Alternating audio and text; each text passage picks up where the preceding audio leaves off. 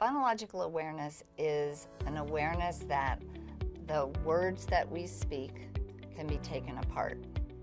And phonological referring to the sound system of language. It's something that we do auditorily. We're listening to words, we're listening to sentences, we're listening to language, and we're hearing it. So it's not about what we're seeing, it's all about what we're hearing. When we talk about phonological awareness with teachers and we teach teachers about that skill, we say phonological awareness skills can be done with your eyes closed so that they understand there's a distinction between phonological awareness and phonics. Phonological awareness is a broad term that encompasses language in different size chunks, if that's one way to think about it. So sentences can be taken apart word by word. So young children can clap or march to, I like ice cream, I like pizza.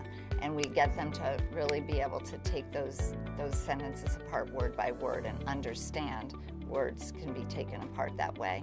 And then once they get that concept, we can actually get them to clap the syllables in words that have more than one syllable. So elephant, giraffe. And when they can do that, we go to the next step where they have to actually break those syllables down into smaller units. Those units are referred to as phonemes. A phoneme is a speech sound. So every language has a finite number of those sounds. English has 44 of them.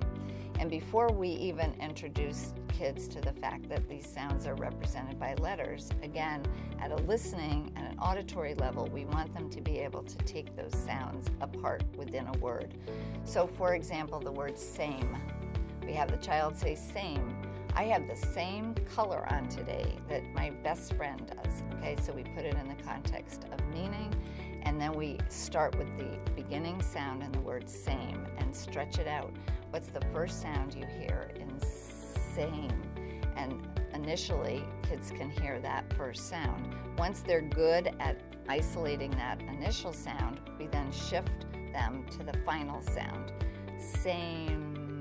And again, because we're very strategically and explicitly pulling out words that have sounds at the end and beginning that can be stretched out, we can get them to be pretty good at accurately telling us the sound they hear at the end. From there, we shift to the medial sound, the sound in the middle, in this case, A, right? So same. Again, we can stretch out that vowel sound. So in the word same, there are three sounds.